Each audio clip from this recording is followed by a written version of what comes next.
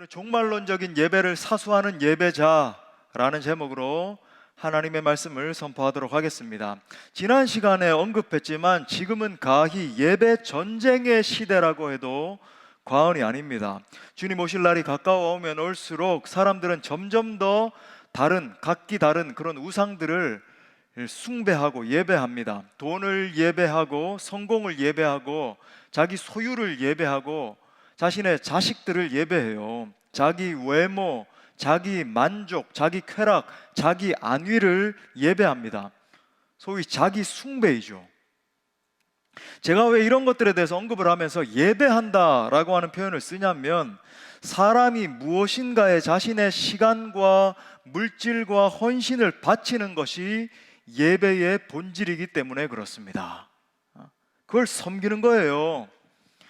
중요한 것은 사람은 반드시 한 주인, 한 가지 신만을 섬기게 되어 있다는 겁니다. 이것도 섬기고 저것도 섬기는, 사실 그건 불가능해요. 한 가지만 반드시 마음의 이 우선순위 중심에 두고는 그걸 섬기게 되어 있습니다. 우리 주님 그렇게 말씀하셨잖아요. 마태복음 6장 24절에 보니까 한 사람이 두 주인을 섬기지 못할 것이니 혹 이를 미워하고 저를 사랑하거나 혹 이를 중히 여기고 저를 경히 여김이라. 너희가 하나님과 재물을 겸하여 섬기지 못하느니라. 하나를 중히 여기고 하나를 경히 여기게 된다는 거예요. 하나에 더 우선순위를 두고 더 물질과 시간과 내 관심을 두고 그걸 섬기게 된다는 겁니다.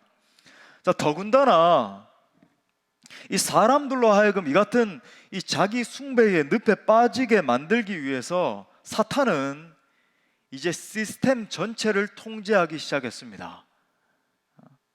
무슨 말인가? 팬데믹 시대가 되고 모든 것이 통제되기 시작하면서 사회 전체 시스템 자체를 예배로부터 멀어지게 만들어 버렸어요. 그러고 있는 겁니다. 그걸 보는 거예요, 우리가 실제로. 이제는 악착같이 정말로 예배의 영성을 제가 사수라고 하는 용어를 일부러 우리 표에 딱 썼잖아요. 정말 사수하지 않으면, 악착같이 그렇게 붙들지 않으면요, 점점 더 이제 믿음에서부터 멀어질 수밖에 없는 그런 시대가 돼버렸어요. 전체 사회 구조 시스템 자체가 그렇게 통제되는 그런 세대가 됐다고요. 여러분, 이 같은 영적인 전쟁 상황을 우리가 정말 인식을 한다고 한다면 우리는 마태복음 25장에 나오는 슬기로운 열처녀와 같이 깨어서 예배의 영성을 사수해야 합니다. 그래서 지난주에는 예배라고 하는 것은 내 최고의 가치를 하나님께 드리는 것이다, 이렇게 말씀을 드렸습니다. 또한 23절 말씀을 중심으로 해서 예배에 대한 두 가지 핵심적인 사항을 볼 수 있다고 그랬죠. 자, 첫 번째가 뭐였냐면 성령 안에서 그리고 진리 안에서 예배하는 것이 무엇인지, 더 나아가서 성령 안에서 그리고 진리 안에서 예배할 때 우리의 삶의 현장에서도 실제로 승리할 수 있다, 그렇게 이제 선포를 했습니다. 자, 오늘은 이제 23절에서 발견할 수 있는 예배의 두 번째 핵심 사항에 대해서 말씀을 증거하고자 합니다. 말씀을 통해서 성령께서 여러분의 마음을 깨우쳐 주셔서 예배의 영성을 향한 갈망함이 샘솟아날 수 있기를 바랍니다. 그래서 2022년에는 더욱더 이 용어를 쓰겠어요. 강력한 예배자가 돼야 돼요. 그냥 연약하고 이렇게 풍파가 몰아치면 쓰러지고 그게 아니라 정말 강력한 예배자들로 서서 영적인 전쟁에서 승리하는 복된 성도들 될 수 있기를 축복합니다. 축복합니다. 우리가 아멘이 큰 소리로, 아멘은 하나님 그렇게 될 줄 믿습니다, 이런 표현 아닙니까? 그죠? 할렐루야. 자, 세 가지로 살펴보겠습니다. 첫 번째는 종말론적인 예배가 회복되어야 합니다. 이게 이제 파운데이션이에요, 기초예요. 우리 따라합시다. 종말론적인 예배가 회복되어야 한다. 자, 이 말씀의 의미를 깊이 깨닫고, 제대로 깨닫고 두 번째, 세 번째 포인트까지 가야 돼요. 이게 이제 제대로 여러분 듣지 않으시면 이게 나중에 뭔 얘기를 하는지 엉뚱한 결론을 맺게 됩니다. 잘 들으십시오. 자, 23절 말씀 다시 한번 우리가 읽겠어요. 시작. 아버지께 참되게 예배하는 자들은 영과 진리로 예배할 때가 오나니 아버지께서는 자기에게 이렇게 예배하는 자들을 찾으시느니라.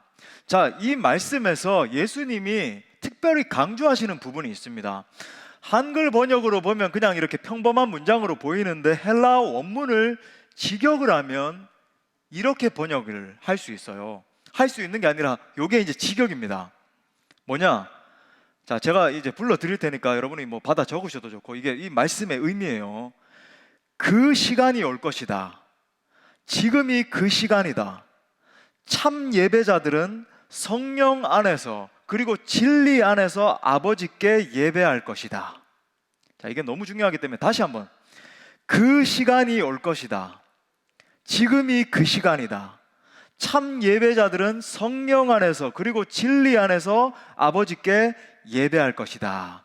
이게 이제 23절을 헬라어 원문 예수님이 말씀하신 그대로를 번역한 거예요.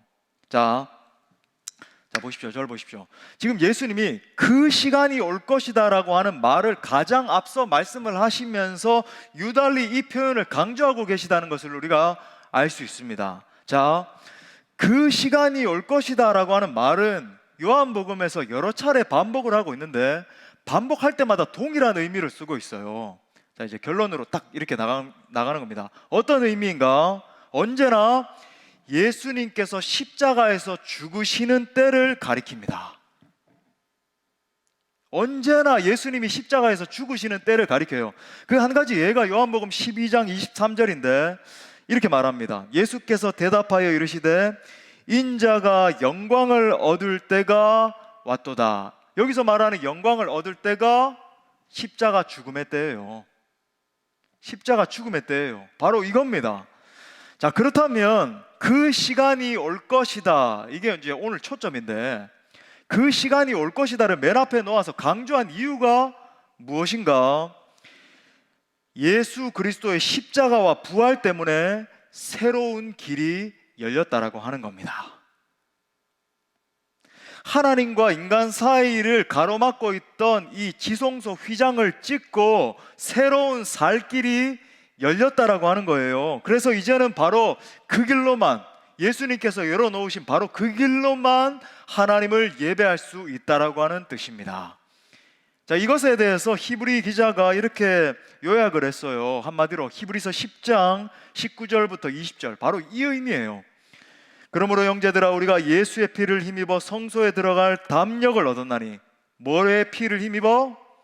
예수의 피를 힘입어. 그 길은 우리를 위하여 휘장 가운데로 열어놓으신 새로운 살길이요, 새로운 살길이라는 거예요. 그 다음에 휘장은 곧 그의 육체니라. 그의 육체를 찢으심으로 말미암아 우리가 새로운 살길로 들어갈 수 있다. 하나님을 경배하고 진짜로 예배할 수 있는 길로 갈 수 있는 거야 라고 선포하고 있는 거예요. 여러분, 예수 그리스도만이 길이요 진리요 생명이십니다. 바로 이제는 그 길 대신에 예수 그리스도를 통해서만 하나님께 나아가 하나님께 진정한 예배를 드릴 수 있게 된 거예요. 이것이 바로 그 시간이 올 것이다 라고 하는 선포의 의미입니다. 의미예요. 오늘 말씀의 의미. 여러분, 이 말씀은 예언적인 선포예요. 그럼 무슨 말씀인가? 예수 그리스도의 이 십자가 사건이라고 하는 것은, 제가 이런 용어를 또 쓰겠어요. 제가 이렇게 종종 굉장히 구체적인 어떤 걸 이끌어내기 위해서 이렇게 어떤 구체적인 용어를 쓴다는 걸 여러분이 아셔야 됩니다. 그 의미를 정확하게 붙드셔야 돼요. 예수님의 이 십자가 사건은 초시간적인 사건이에요. 초시간적인 사건이라 그러니까 뭔가 뭐 특이한 걸 얘기한 그게 아니라 시간을 초월한 사건이란 말이에요. 어떤 시간에고 적용되는 사건이기 때문에 그렇게 말씀을 하고 계시는데, 예수님이 지금 어떻게 말씀하시는가 보세요. 예수님이 그 시간이 올 것이다. 이건 마치 미래의 시간이 내게 이렇게 지금 오는 것처럼 말씀을 하시는데, 그거 똑같은 의미로 뭐라 그러시냐면 equal, 똑같은 거, 지금이 그 시간이다 이렇게 말씀을 하세요. 그렇죠? 그 시간이 올 것이다 말씀하시는데 이건 무슨 초자연적인 일을 이야기하는 것처럼 보이잖아요. 그 시간이 올 것이다. 근데 그 의미가 뭐냐면, 뭐가 똑같냐면 지금이 바로 그 시간이야. 시간을 초월해서 이미 십자가 사건이 성취된 것처럼 예수님이 설명을 하고 계십니다. 그렇죠? 그래서 21절에서 이렇게도 말씀하신 거예요. 이 산에서도 말고 예루살렘에서도 말라. 이게 뭐냐면 이제는 그리심산에 있는 저 성전, 예루살렘 성전이 의미가 없어졌다는 거예요. 여러분 보십시오. 사람들은 장소에 목을 매죠. 무슬림들이 알라를 예배한다라고 하면서 그들은 가시라고 하잖아요. 알라를 갖다가 하나님 이렇게 부르잖아요. 하면서 여러분 사우디에 있는 메카를 향해서 얼마나 절을 하고 그렇게 장소를 중요시합니까? 그거 아니라는 거예요. 그게 아니라 어떤 장소가 아니라 오직 예수 그리스도를 통해서만 하나님을 참되게 예배할 수 있다라고 하는 의미입니다. 여러분 예수 그리스도께서 성전이 되셨어요. 그렇기 때문에 예수 그리스도 안에서 그 예수 그리스도와 함께 예수 그리스도를 통해서 예배하면 되는 것입니다. 이해되십니까? 정리를 하자면 제가 지금 지난주와 오늘 말씀드린 걸 이렇게 통전적으로 정리를 해보자면 어떻게 하나님을 예배해야 하는가? 제가 이 질문도 그냥 던진 게 아니에요. 어떻게 하나님을 예배해야 되는가? 이걸 염두하고 들으세요. 어떻게 해야 되는가? 두 가지입니다. 첫 번째, 오직 예수 그리스도를 통해서 예배해야 됩니다. 아멘. 두 번째, 진리의 영이신 성령님 안에서 예배해야 됩니다. 제가 지금 이 세 가지를 던진 걸 기억하세요. 여러분 이런 이유 때문에 결론적으로 참된 예배자는 언제나 예배를 통해서 삼위일체 하나님을 만나게 됩니다. 이해되십니까? 제가 다시 한번 도식을 그려볼게요. 도식으로 여러분 상상해 보십시오. 예수 그리스도를 통해서 진리이신 성령님 안에서 누구를 예배해요? 아버지이신 성부 하나님을 예배하는 거예요. 다시 예수 그리스도를 통해서 진리의 영이신 성령님 안에서 성부 하나님을 예배하는 것입니다. 사랑하는 여러분, 진정으로 예수 그리스도를 만나서 중생한 사람들만 참되게 예배할 수 있어요. 이 말을 바꾸면 아직 예수 그리스도의 십자가를 체험하지 못하고 성령 받지 못한 사람은 원천적으로 예배가 불가능합니다. 그런 사람은요, 예배를 통해서 예수 그리스도의 깊은 임재를 경험한다든지 치유와 평안을 경험하는 것이 불가능해요. 성령께서 내 마음 가운데 깊이 임재하셔서 정말로 하나님의 뜻을 깊이 깨닫게 하시고, 그런 사람은 제가 지금 진리를 선포하고 있음에도 불구하고 이 말씀이 뭔지 제대로 깨닫지 못하게 돼요. 이게 무슨 말씀인가? 세상 사람들 앉혀놓고 제가 지금 선포하는 말씀이 뭔지 한번 듣게 해보십시오. 무슨 말인지 모르겠는데요. 그렇게 돼요. 여러분, 내 영혼을 정말로 새롭게 하셔서 완전히 힘을 주시고 능력을 주시고 성령의 부으시는 그 은혜로 말미암아 새롭게 하시는 그 역사를 경험할 수 없다고요. 여러분, 예배는 예수 그리스도를 통하여 성령 안에서 하나님을 만나는 사건입니다. 오직 삼위일체 하나님께만 내 절대적인 가치를 올려드리는 거예요. 그렇기 때문에 오직 예수 그리스도의 십자가와 부활의 복음을 경험한 사람만이 진정한 예배가 가능한 것입니다. 그래서 저는 어디 이렇게 초대를 받아서 영적인 문제가 있다든지 자녀가 귀신에 눌려 있다든지 병이 있다든지 이런 경우에 있어서 반드시 가서 확인하고 하는 게 있어요. 기도를 하기 전에. 뭐냐면 진짜 예수님을 나의 구주, 나의 하나님으로 영접하고 믿느냐는 거예요. 가짜로 그냥 흉내내는 거 아니고 정말로 믿습니까? 물어보고, 예수님을 믿지 않는다 그러면요, 복음을 다시 전하고, 그가 정말 예수님을 나의 구주, 나의 하나님으로 영접하게 한 다음에 치유 기도를 하든지 귀신을 축사하는 그런 기도를 하든지 반드시 그렇게 합니다. 왜?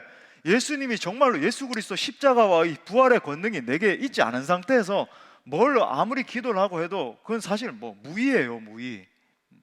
그렇기 때문에 여러분, 중요한 건요, 예수 그리스도의 십자가와 부활로 새로운 살 길을 열어주셨고 성령님을 보내주셨기 때문에 우리의 전삶이 예배가 되었습니다. 다시 한번 강조하지만 예수 그리스도의 이 십자가 사건이 내게 적용되는 건요, 단지 단회적 사건으로 국한되는 것이 아니에요. 십자가와 부활의 권능은 초시간적으로 내게 역사합니다. 내게 그 증표로 성령을 부어주셨다는 것을 보면 알 수 있잖아요. 여러분 질문합니다. 내 안에 계시는 성령님은, 내가 예수 믿고 내 안에 임하신 그 성령님은 내가 뭔가 이렇게 잘 믿고 뭐 이럴 때는 강하게 역사하셨다가 내가 뭔가 신앙이 떨어지면 떠나가시는 그런 분이십니까? 아니면 영원히 함께 하시는 분이십니까? 영원히 함께 하세요. 여러분 이 사실을 믿을 수 있길 바랍니다. 요즘 또 엉뚱한 그런 뭐 이단들 한 번 받은 구원도 또 취소될 수 있다. 어떻게 그렇게 됩니까? 여러분 그건 내가 구원의 주체가 되기 때문에 그렇게 믿는 거예요. 내 안에 계신 주님이 구원의 보증이 되시는 겁니다. 예? 절대로 떠나지 않으세요. 우리가 저 천국에 서는 그날까지 우리를 붙드시고 인도하시는 줄 믿습니다. 자, 그렇다면 그 성령님이 내 안에 계시면서 가장 주요하게 하시는 사역이 무엇인가? 로마서 8장 16절 말씀 우리 다 같이 읽겠습니다. 시작. 성령이 친히 우리의 영과 더불어, 우리가 하나님의 자녀인 것을 끊임없이 내 내면에서 증언하세요. 쉽게 말해 여러분, 성령님은 하나님이 우리를 위해서 주신 하나님의 증인입니다. 증인. 땅 증인이 서서 그렇게 고백을 하는 거예요. 여러분 보십시오. 우리의 이 죄된 본성은 이 사실을요 끊임없이 부인하려고 그래요. 뭐 삶을 살다가 힘겨운 일을 닥치게 되고 뭐 다른 사람들로부터 뭔가 뭐 핍박이 되는 뭐 핀잔되는 그런 말 한마디 듣고 나면은 나는 하나님의 자녀가 아닌가 봐. 아니 구원을 받았다가도 구원이 이제는 내게서 떠나갔나 봐 의심하고 끊임없이 그래요. 여러분 그래요 안 그래요? 그렇잖아요. 여기 걸려 넘어가시면 안 되는 거예요. 방금 이렇게 하신 분은 이제 확신을 가지고 있는 분이고 끄덕하신 분은 여러분 문제가 있는 겁니다. 하지만 여러분 이때 우리 안에 계시는 성령께서 뭐라고 말씀하시는가 그렇게 의심이 되고 그럴 때 아니야 너는 예수 그리스도 안에 있기 때문에 이미 하나님의 자녀가 되었어. 너가 아무리 힘들고 어려운 일을 당했다 할지라도 그 사실은 절대로 변하지 않아. 하나님이 너를 사랑하셔. 그 증거로 주신 분이 바로 예수님이야. 성령님이 끊임없이 그 말씀을 해주신다고요. 우리의 내면에 계시면서. 자, 더 나아가서 오늘 말씀의 핵심인데, 더 나아가서 우리에게 예수님으로 말미암아 성령을 보내주셨다라고 하는 사실이 보여주는 결정적인 진리가 있습니다. 바로 우리의 전체 삶이 예배가 되었다는 사실이에요. 우리 한번 따라합시다. 우리의 전 삶이 예배가 되었습니다. 자, 내게 성령이 임재하셔서 계속적으로 이 예수 그리스도의 구속 사역이 적용되도록 이렇게 하신다는 것은 내가 계속적으로 하나님을 예배할 수 있는 존재가 되었다는 것을 보여주는 거예요. 즉 우리의 전 삶을 통해서 하나님을 예배할 수 있는 존재가 되었다는 겁니다. 자, 로마서 12장 1절 말씀이 그대로 우리의 삶 가운데 적용될 수 있는 길이 열렸다는 겁니다. 이렇게 말하죠. 그러므로 형제들아 내가 하나님의 모든 자비하심으로 너희를 권하노니 너희 몸을 하나님이 기뻐하시는 거룩한 산제물로 드리라. 이는 너희가 드릴 영적 예배니라. 영적 예배라고 하는 것, spiritual worship 그러는 것은 이게 진짜 예배야 너희가 드릴 그 말인데, 가령 이런 말씀을 들으면은 강한 부담으로 느끼면서 지레 겁을 먹는 분들이 있습니다. 아니 목사님 저는 이렇게 연약한데요, 삶을 그냥 이렇게 건사하는 것만 해도 너무너무 힘겨운데 어떻게 내 삶 전체를 갖다가 거룩한 산제물로 하나님 앞에 드리는, 그거는 뭐 목사님 같은 분이나 아니면 일부 극소수만 하는 거지 저처럼 겨우겨우 살아가는 하루살이 인생들은 하는 게 불가능해요. 막 겁을 먹고 이렇게 하는 분이 있어요. 여러분 그렇게 반응하시면 안 됩니다. 그렇게 반응하면 안 돼요. 주님이 말씀하실 때는 우리가 충분히 가능하기 때문에 말씀으로 주신 거예요. 물론 세상 사람들에게는 전혀 불가능한 이야기죠. 이런 말씀이 무슨 말씀인지 이해도 못하거니와 그런 말씀을 선포하면요 그거 전혀 동떨어진 성령께서 계시지 않으니까 깨달아지지도 않아요. 그 사람들은 뜻을 안다고 해도 그렇게 살 수 있는 능력이 그들에게 근본적으로 존재하지 않습니다. 불가능해요. 하지만 여러분 예수 믿는 우리는 할 수 있습니다. 우리가 예수님을 믿음으로 말미암아 성령께서 우리 속에 거하시면서 끊임없이 능력을 주시고 구원의 확신을 주시고 너는 할 수 있다라고 보증을 해주시기 때문에 내 전 삶으로 하나님을 예배할 수 있습니다. 예수님께서 성전이 되셨을 뿐만 아니라 그 예수님의 존귀한 피를 흘려주심으로 말미암아 그 엄청난 구속 사역으로 말미암아 우리도 성전으로 만들어 주셨어요. 사도 바울이 이렇게 증거합니다. 고린도전서 6장 19절에 보니까 너희 몸은 너희가 하나님께로부터 받은 바 너희 가운데 계신 성령의 전인 줄을 알지 못하느냐. 너희는 너희 자신의 것이 아니라는 거예요. 우리가 항상 내 자신이 내 자신의 것인 줄 아니까 나는 이렇게 연약하니까 그렇게 예배자로 살 수 없어, 삶 가운데 승리할 수 없어, 그렇게 믿으니까 실패하는 거예요. 이미 그렇게 지레 겁먹고 그렇게 믿고 있으니까 사탄이 너 봐봐, 너는 연약하네, 이렇게 내 마음대로 한번 쓰러져 봐, 그렇게 믿고 있는 거죠. 여러분, 전능하신 하나님 예수 그리스도의 영이 우리와 함께 하십니다. 이 사실을 반드시 믿으셔야 돼요. 2021년 승리할 수 있는 비결이 무엇인가? 예수 그리스도 전능자 하나님, 온 우주보다 크신 그 하나님의 영이 나와 함께 계시는 거예요. 그래서 여러분, 우리는 언제 어디서나 성령 안에서 예수 그리스도를 통해서 아버지 하나님께 나아갈 수 있습니다. 이제는 우리의 전 삶이 하나님 앞에 드려지는 예배가 될 수 있는 거예요. 24시간 365일 예배 드릴 수 있습니다. 주일 예배에서도 예배하고, 가정교회에서도 예배하고, 내 가정과 직장에서도 예배할 수 있어요. 운전할 때도 예배할 수 있고, 그죠? 막 짜증이 나고 막 끼어들게 해도 할렐루야, 당신이 먼저 가십시오, 막 기도하고 할 수 있는 거예요. 길을 걸으면서도 찬송하고 예배하고 하나님의 임재를 사모하고 할 수 있고, 사람들과 대화할 때에도 여러분 예배하고, 날 핍박하고 조롱하고 하는 사람한테도 축복합니다, 잘 될 것입니다. 물론 이제 대놓고 그렇게 말하면 안 돼요. 그러면 이 사람이 날 미워하는구나 이렇게 생각해서 속으로 정말로 당신은 존귀한 하나님의 자녀입니다 하면서 예배할 수 있습니다. 언제나 어디서나 말씀과 기도로 삼위일체 하나님과 교제하며 예배할 수 있어요. 어떻게 이 모든 일이 가능하게 됐습니까? 예수 그리스도의 공로 때문에. 날 위해 피 흘려주신 예수 그리스도로 말미암아 하나님의 나라가 이미 우리 가운데 도래했습니다. 내 안에 계신 성령께서 계속 나에게 힘을 주시고 능력 주셔서 하나님을 예배하게 하는 거예요. 이걸 여러분 더 적극적으로 표현을 하자면 우리 존재가, 내 존재가 가는 곳마다 예배하는 곳이 되어야 된다는 거예요. 우리가 어떤 곳을 가든지 어떤 사람을 만나든지 어떤 일을 하든지 그곳이 예배의 장소가 되어야 됩니다. 심지어 그것이 하나님을 예배하지 않는 땅, 오늘 우리가 찬양했는데 내가 밟는 모든 땅 주를 예배하게 하소서. 핍박이 있고 조롱이 있고 하나님을 대적하는 사람들이 가득한 곳이라 할지라도 우리는 그곳을 하나님을 예배하는 곳으로 바꿔야 돼요. 이것이 여러분 종말론적으로 예배하는 것입니다. 예배하는 삶이에요. 이 전도와 선교, 우리 교회가 굳건하게 붙들고 있는 본질적 사역인데, 이거의 본질은요, 하나님을 예배하지 않는 영혼을 예배하게 만드는 거예요. 존경하는 존 파이퍼 목사님의 말씀처럼 선교라고 하는 것은 예배가 없기 때문에 존재하는 겁니다. 여러분, 예배만이 영원한 가치예요. 예배가 영원한 가치입니다.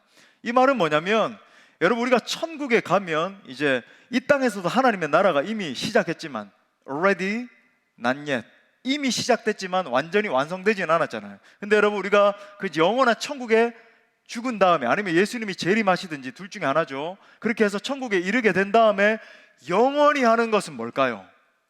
천국에서 우리가 뭘 영원히 해요? 뭘 해요? 전도하고 거기서 선교합니까? 아니요, 거기서 예배가 끝나요. 예배하는 거예요. 맞아요, 예배예요. 영원토록 엄청난 영광 가운데서 하나님을 예배하게 될 것입니다. 그래서 여러분, 예배가 영원한 가치예요. 아니, 그러면 목사님, 전도와 선교도 영원한 가치라면서요, 저희한테 그렇게 말씀하셨잖아요. 여러분, 왜 그렇게 성립이 됩니까? 전도와 선교는 예배하지 않는 영혼을 예배하게 하는 게 전도와 선교이기 때문에 그런 겁니다. 예배하지 않는 영혼을 예배하게 하는 게 전도와 선교이기 때문에 그런 거예요. 그러므로 여러분, 이 전도와 선교의 사역은 영원한 가치인 예배와 연결되어 있는 거죠.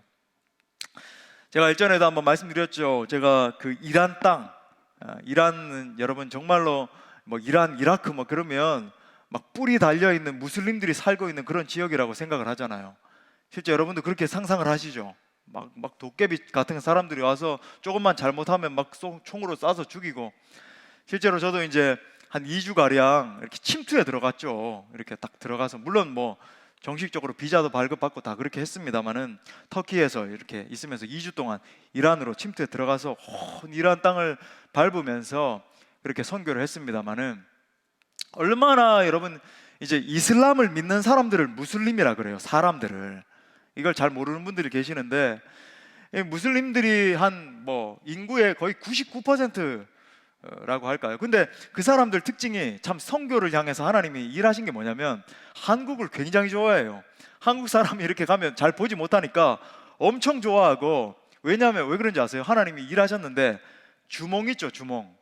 그 주몽을 한 99% 인구 사람들이 다 봤습니다. 시청률 99%예요. 그래서 소선호 뭐 이렇게 하면서 막 저에게 막 묻고 엄청 열광합니다. 한류 열풍 때문에. 왜냐하면 그 이란의 역사하고 이렇게 주몽이 비슷하다 그래서 이렇게 영웅화 시키고 그러는데, 아무튼 이란에 갔을 때 제가 이 모스크, 이슬람 사원이죠, 이 모스크에 딱 들어갔는데 얼마나 이 사탄의 이 영이 강한지요. 이 모스크 중간에 이맘이라 그러는데, 그 이슬람을 이끄는 저와 같은 목회자죠, 일종의. 이맘의 이 시체를 갖다가 뭐 갈았는지 뭐 어떻게 불태웠는지 해가지고 거기다가 중간에 뭐 모셨다 이러면서 놔두고 있고, 그 주변에 앉아가지고 기도를 하거든요.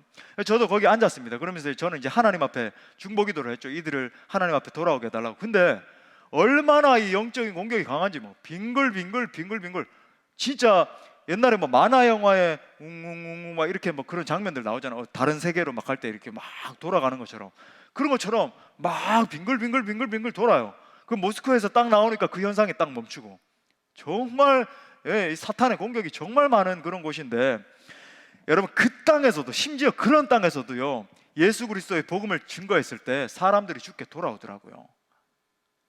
여기서 아멘이 나와야 될 타이밍인데 너무 놀래가지고, 여러분 그 땅에서도 예수 그리스도의 복음을 증거했을 때 사람들이 죽게 돌아오더라고요. 여러분 사실 거기서 예수님 증거하다가 걸리면요, 돌에 맞아 죽어요. 거긴 사실 뭐 순교해도 누구도 뭐 책임지지 않는 그런 당인데, 제가 틈이 있으면 전도했습니다. 막 택시 타가지고도요, 우리 팀원들과 함께 3인 4인씩 이렇게 1조씩 해가지고 막 다니면서 전도했는데, 막 복음 전하고요, 영적 기도도 하고 예수님 믿겠다 그러고, 그 나라 사람들 이 말로 번역된 사형리 같은 걸 가지고 다니면서 막 복음을 읽어주면서, 그 언어가 정확히 안 되니까 막 그렇게 복음을 막 전하면서 그렇게 다녔습니다. 제가 일전에 한번 말씀드렸죠. 아직 그 영상 제가 보여드린다 그러면서 이제 빨리 찾아봐야 돼요. 제 옛날 핸드폰에 숨어 있을 겁니다. 그 어떤 무슬림들이 사는 가정에 갔는데, 그 사람들이 이제 집단 생활하거든요. 온 대가족으로 이렇게 한 40명씩 이렇게 함께 사는데, 온 가족이 이렇게 쫙 둘러 앉아 있고 우리 팀들도 이렇게 있는데, 저 거기서 우리 박정호 장로님 그 찬양, 이 찬양을 제가 막 크게 성악 발성으로 불렀어요. 두려워 말라, 내가 너를 구속하였고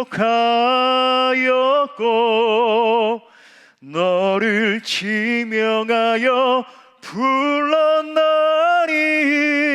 너는 내 것이라. 이 찬양을 막 불렀어요. 하나님의 메시지죠, 그죠? 그들을 향한. 그러니까 그들이 이제 한국어로 부르니까 무슨 가사인지 모르니까 저를 향해서 핍박도 없고 막 좋아하고, 딱 끝난 다음에 막 박수를 와 이렇게 치고 그러는 거예요. 여러분 그 무슬림의 땅 가운데서도 하나님을 찬양하고요, 복음을 선포하고 할 때 주의 역사가 일어나더라는 겁니다. 여러분 이것이 우리의 전 인생을 통해서 드려야 될 종말론적인 예배자의 모습입니다. 자, 두 번째로, 자 그렇다면 이제 이 본질에 직면할 수 있는 거예요. 종말론적인 예배를 훈련하셔야 됩니다. 우리 한번 따라합시다. 종말론적인 예배를 훈련하라. 자, 하나님께서는요, 창세기 처음부터 이 예배에 종말론적인 암시를 담아 주셨어요. 자, 무슨 말인가? 지난주에도 이제 예배에 굉장히 중요한 이 구절을 읽어드렸는데, 창세기 4장 3절에 나오는 이 가인과 아벨의 예배를 보면 이렇게 말하죠. 세월이 지난 후에 가인은 땅의 소산으로 제물을 삼아 여호와께 드렸고, 4절에 보면 이제 아벨은 어쩌고 저쩌고. 자, 이때 히브리 원문, 항상 이제 구약은 히브리어로 적혀 있고 신약은 헬라어로 적혀 있잖아요. 그 원문을 직역을 하면 뭐냐면 날들 끝에입니다. 날들 끝에 그렇게 했다. 즉 하나님이 정한 날들 마지막에 예배를 드렸다는 거예요. 가인은 곡식을 마지막으로 추수할 때, 아벨은 양치는 이 계절이 끝날 때에 하나님께 예배를 드렸다. 여러분, 이것은요 종말론적인 암시를 담은 그런 표현입니다. 여러분, 우리의 인생에도 반드시 이런 때가 옵니다. 예수님을 만나고 나서 우리의 전 삶이 예배이고 또 예배가 돼야 되는데, 그 예배를 결산하고 하나님 앞에 서야 할 때가 온다는 거예요. 그것이 날들 끝의 의미입니다. 이게 무슨 말인가? 여러분, 우리 공동체가 함께 드리는 이 공적 예배뿐만 아니라 우리의 전 삶의 이 예배에 종말론적인 선포와 태도가 담겨 있어야 된다는 겁니다. 자, 이처럼 종말론적인 예배자의 모습을 가장 잘 보여주는 것이 노아의 예예요. 노아의 예. 심판 직전에 노아가 방주를 만들던 삶 아시죠?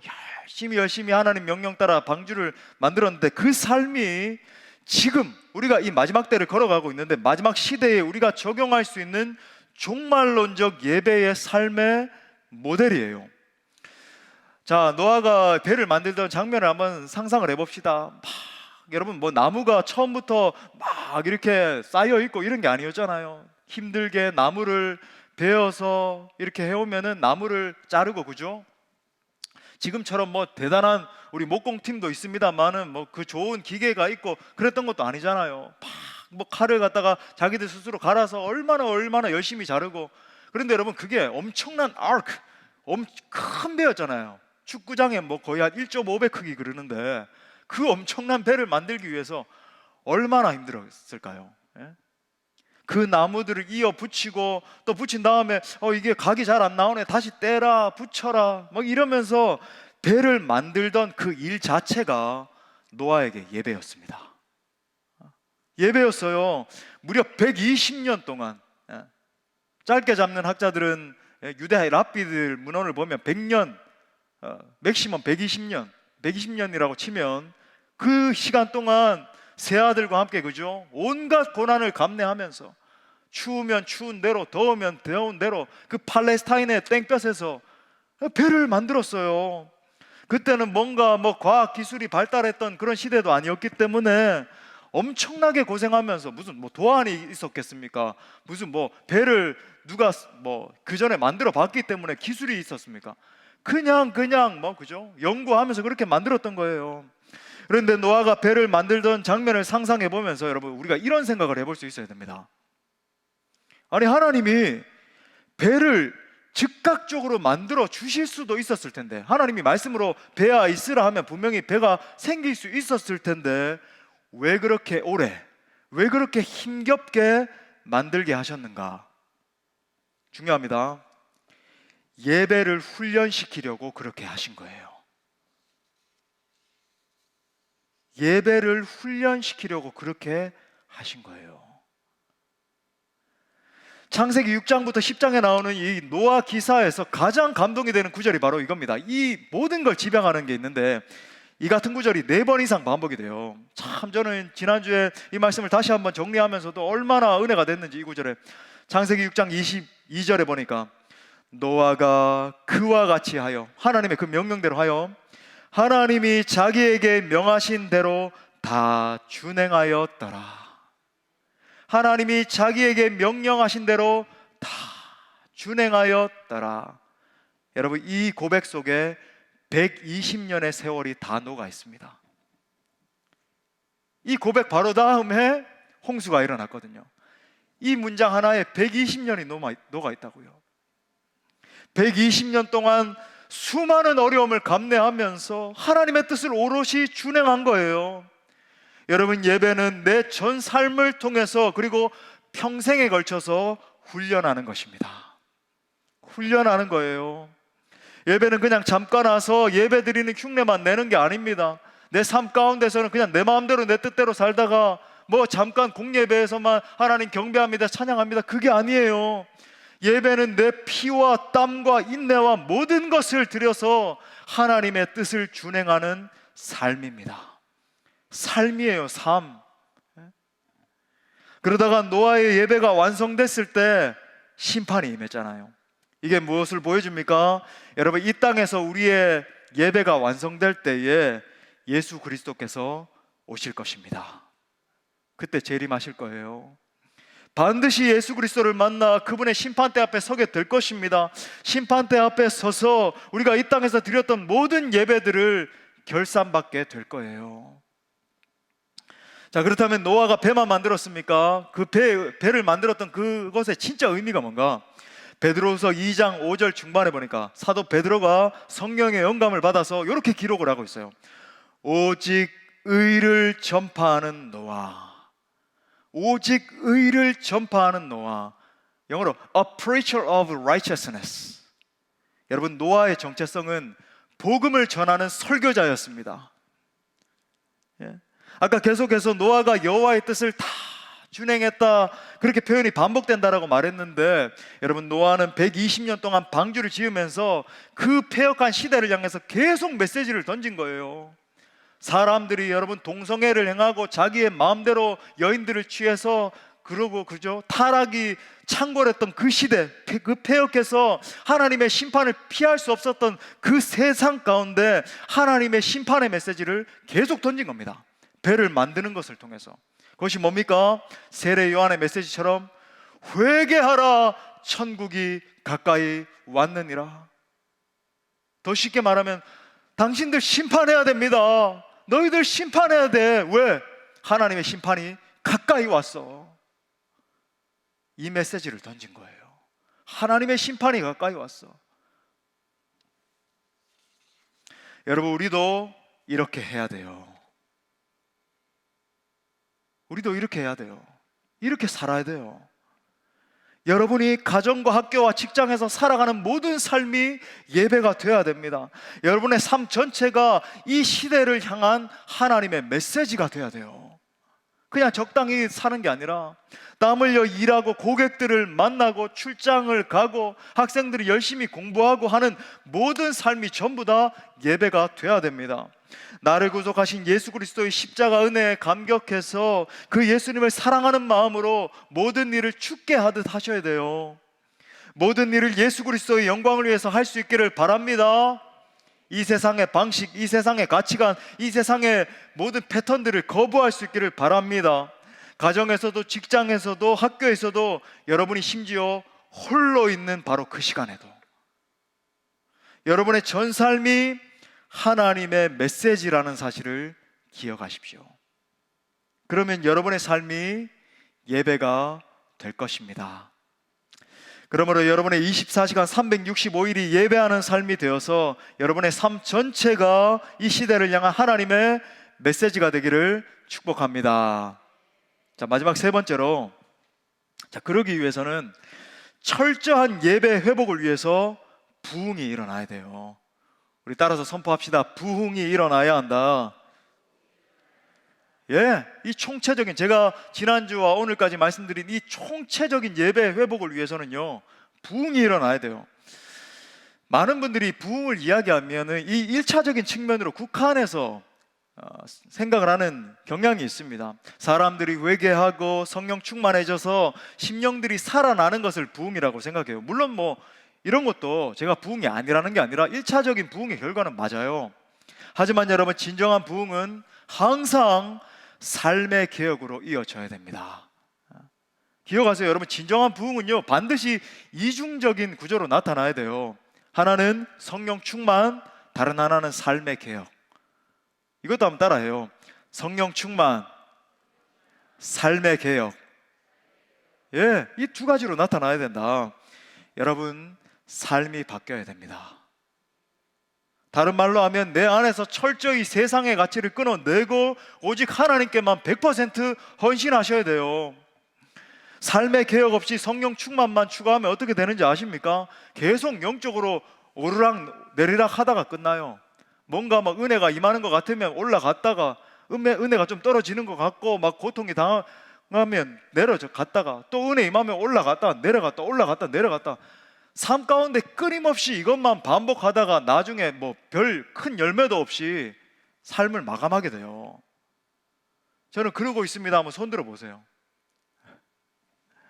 많은 사람들이 여러분 그러고 살아가요. 올라갔다 내려갔다 올라갔다 내려갔다. 그러므로 사랑하는 여러분, 진정한 부흥이 정말 일어나야 됩니다. 그래서 반드시 철저한 예배 회복으로 이어지셔야 돼요. 공동체의 예배가 회복되고 예배를 준비하는 마음과 태도가 회복돼야 됩니다. 나아가 개인의 예배, 가정의 예배, 여러분 각자의 삶의 예배까지 회복돼야 됩니다. 내가 지금 내 삶의 현장에서 철저한 예배자로 살고 있는가를 보면 내 안에 진짜 영적인 부흥이 일어났는가를 판별할 수 있어요. 매일의 삶 속에서 구원의 감격이 있어야 돼요. 회개의 눈물이 있어야 됩니다. 우리의 사는 삶이 때때로 힘겹고 어렵죠. 그걸 뭐 부인하자는 게 아니에요. 힘들고 어려울 때가 있지만 그래도 예수님의 이름을 부르면 위로가 있고, 이 예배 현장 가운데 나와서 주님을 찬양하면 회복이 되고, 하나님의 가치를 인식하고 정말로 종말론적인 그런 예배를 올려드리셔야 돼요. 내 모든 삶의 영역에서 내 몸을 거룩한 산제물로 올려드려야 됩니다. 이것이 최고의 가치이고 이것이 내 생애 최고의 행복이 되셔야 됩니다. 여러분, 이 마지막 때에 누가 깨어있는 사람입니까? 누가 진짜 깨어있는 사람이에요? 전쟁이 일어날 것이 무서워서 조국도 버리고 도망가는 것이 하나님의 뜻이라고 말하는 그런 사람과 그런 거짓말을 믿고 섬으로 도망가는 그런 사람이 깨어있는 사람입니까? 여러분, 그런 요즘 엉뚱한 유튜브에서 그런 것들을 가르치는 사람도 있고 거기에 따라서 그렇게 반응하는 사람들이 있잖아요. 그게 여러분 깨어있는 사람이냐고요. 코로나를 이용해가지고 시한부 종말론적인 유튜브 영상들이 얼마나 많이 돌아다니는지 여러분 그런 데 빠지시면 안 된다니까요. 거기에 빠져가지고 그걸 퍼뜨리고 있는 이단들도 문제고, 그런 거짓말하는 유튜브 강의나 계속 보고 마음에 안위를 삼는 사람이 여러분 진짜 깨어있는 사람입니까? 아니에요. 그 전부 다 겁쟁이들입니다. 그런 사람들은 진짜 겁쟁이들 아니에요. 자신에게 뭔가 화가 닥칠까 싶어가지고 안절부절 겁을 내면서 조금만 주변에서 자극을 하면 이 거짓말에도 선동을 당하는 사람은요 겁쟁이들이지 깨어있는 사람들이 아닙니다. 제가 누누이 검증된 우리 교단 내에도 그렇고 얼마나 참 은혜로운 검증된 분들 만나요. 이번에 오시는 송태근 목사님도 그렇고, 뭐 제가 제 설교만 들으십시오 그러면은 제가 교만일 수 있겠죠. 그걸 또 막을 수도 없고. 하지만 여러분 제발 검증된 설교만 들으세요.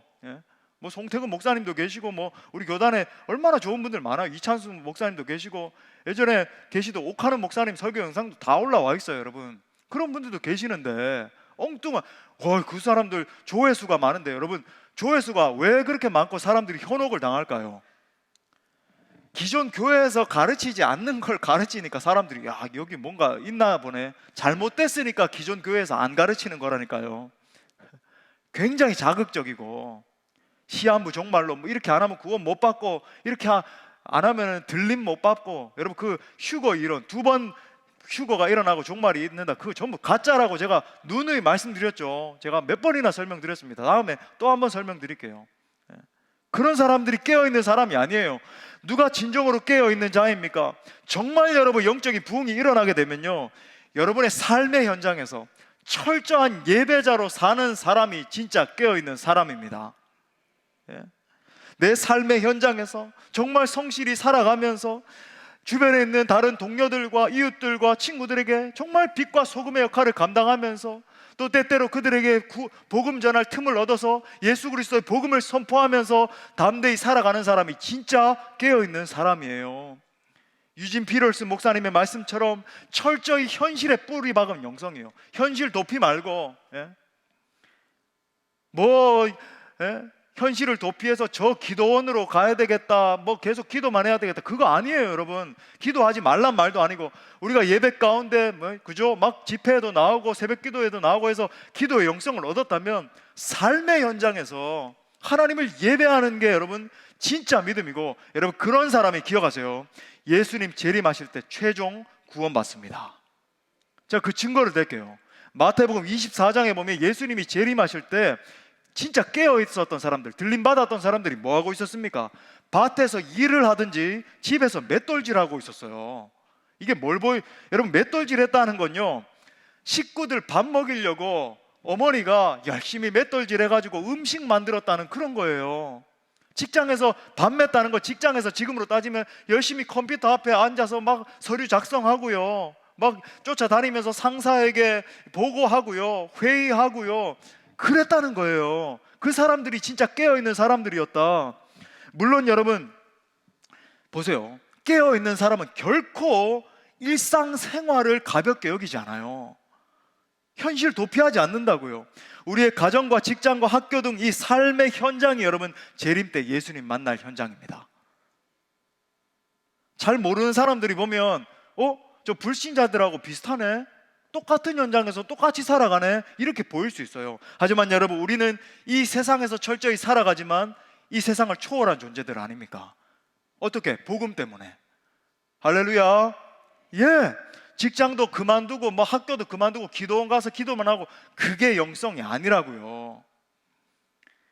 하나님께서 나를 부르신 곳에서, 우리 찬양하는 것처럼 부르신 바로 그곳에서 최선을 다해 그분을 예배하고 그분을 증거하는 것이 정말 깨어있는 예배자의 모습이에요. 날마다 내 개인의 삶에서 부흥을 체험하며 사는 것이 여러분 참된 예배자의 모습입니다. 물론 이 패역한 세상에서, 얼마나 악한 세상이기 때문에 이 세상에서 참된 그리스도인으로 사는 게 정말 쉬운 일이 아닙니다. 알고 있어요. 세상의 중심을 살아가는 이 바벨론에서 이 다니엘과 세 친구가 예배자로 살아가는 것이 결코 쉬운 일이 아니었던 것과 같잖아요. 예배자로 살다가 때로는 사자굴에 던져지는 큰 위협을 당하기도 하지 않았습니까? 아마 노아 식구들은요, 그 당시 세상 사람들에게 왕따였을 거예요. 왕따. 아빠도 엄마도, 그죠? 세 아들들 셈과 함과 야벳도 전부 다 사람들한테 왕따였을 거예요. 여러분, 진정한 그리스도인의 정체성을 지키면서 이 세상을 살아가는 거 정말 쉬운 일이 아닙니다. 때때로 왕따 당해야 돼요. 괜찮아 한잔해 해도 괜찮습니다. 저는 거부하겠습니다. 정말 주님을 믿는 자녀로서 제가 술을 입에 댈 수 없습니다. 이러고 살아야 되니까 왕따 당해야 돼요. 괜찮아 이중장부 쓰고 뭐 이렇게 좀 해도 괜찮지. 아닙니다. 정말 저는 신앙 양심에서 정직하게 살 수밖에 없습니다. 이러면 여러분 때때로 회사에서 미움당하고 잘릴 수도 있고요, 핍박당하고 조롱당할 수도 있고요. 정말 쉽지 않아요. 때때로 너무나 고독할 수 있고, 때때로 엄청난 고난과 사람들의 조롱과, 그게 예수 믿는 삶이라면 나 예수 안 믿겠다라고 하는 그런 비아냥을 들을 수 있고, 아픔을 감내해야 되는 삶이에요. 눈물이 날 수 있다고요. 여러분, 그래서 교회가 필요한 겁니다. 그래서 교회가 존재하는 거예요. 예배의 영성 사수하자는 겁니다. 우리 공동체가 모여서 예배를 드릴 때마다 여러분의 심령 속에서 영적인 갈급함이 막 터져 나와야 돼요. 찬양하시고 기도할 때마다 하나님, 전 주의 임재 없이는 살 수 없습니다. 저에게 능력을 부어 주옵소서. 여러분 초심을 다해 예배하셔야 됩니다. 말씀을 들을 때마다 정말 성령의 음성을 듣고자 하는 뜨거운 갈망함이 일어나서 주여 내게 말씀하여 주옵소서. 제가 듣겠나이다. 주의 말씀 붙들고 삶 가운데 승리하길 원합니다. 그런 갈망함이 터져 나오셔야 돼요. 여러분, 예배를 통해 하나님을 만나면 부흥이 임합니다. 그렇게 할 때 다시 세상에 나아가서 복음을 전할 새롭고 여러분 능력 있는 그런 힘을 얻게 되는 거예요. 사랑하는 여러분, 하나님은 여러분 모두가 진정한 예배자들이 되기를 간절히 원하십니다. 진정한 예배자들이 돼서 이 패역한 세대에 노아와 같이 하나님의 뜻을 전하는 복음의 나팔수들이 되기를 원하세요. 그러므로 날마다 영적인 부흥을 경험하면서 정말 하나님이 찾으시는 철저한 삶의 예배자가 될 수 있기를 간절히 축복합니다. 말씀의 결론을 맺으면서 얼마 전에 이 책을 많이 쓰시는 백은실 사모님이라고 계시는데, 이 사모님의 책 아무리 바빠도 가정 예배에서 이 글을 읽었는데, 한 가정의 엄마로서 예배자로 살아가는 삶이 무엇인지를 보여주는 그런 글이었어요. 근데 읽는데 참 뭉클하고 감동이 되는 겁니다. 조금 길지만 한번 들어보십시오. 도무지 힘과 의욕이 없을 때, 쉴 새 없이 돌아가는 쳇바퀴 같은 일상에서 내 마음대로 되는 일이 하나도 없는 날에도 치열하게 살아내고 지켜야 하는 게 엄마의 자리라면, 날마다 무너져도 다시 일어날 수 있는 은혜의 자리, 새롭게 변화되고 사랑할 수 있는 곳이 예배의 자리이다. 세상에서 가장 아름다운 이름인 엄마의 직분을 감당하기 위해서는 일상의 과업 속에서도 하나님의 임재를 의식하며 살아가야 한다. 주님은 땅이 꺼질 듯한 한숨에도 나와 함께 호흡하시고 넘어져도 마음을 보듬어 일으켜 주시기 때문이다. 지나온 시간을 돌아보면 특별하고 대단한 예배의 자리에만 하나님의 은혜가 있었던 것은 아니다. 큰 기적과 이적을 통해서도 하나님의 역사를 볼 수 있지만, 소소한 일상 가운데 주님의 섭리와 인도하심을 깨닫는 삶이 가장 복된 삶이다. 그래서 나는 밥하고 설거지하는 예배자, 청소하고 빨래하는 예배자, 허드렛낼 일하는 그런 예배자, 아이들을 돌보고 함께 예배하는 예배자로 살아간다.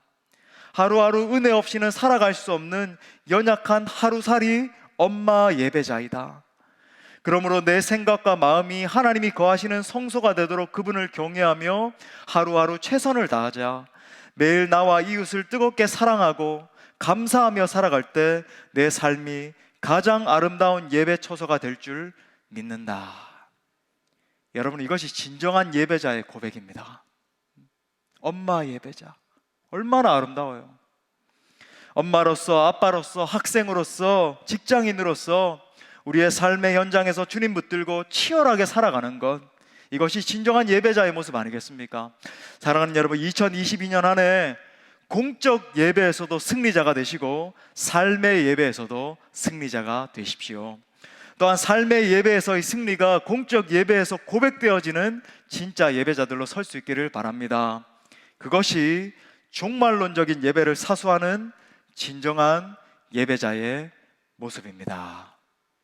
우리 말씀을 주신 하나님께 영광의 박수 올려드립시다. 우리 다 같이 일어나셔서 우리 참 이 종말론적인 예배를 잘 표현한 찬양인데 우리 찬양하겠습니다.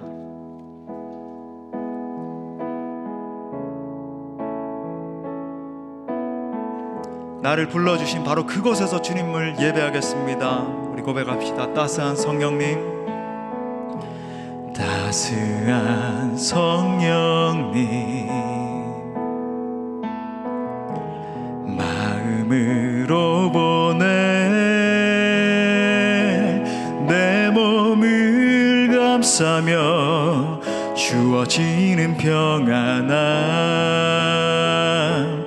만족함을 느끼네. 부르신 곳에서 나는 예배하네. 어떤 상황에도 나는 예배하네. 부르신 곳에서 나는 예배하네.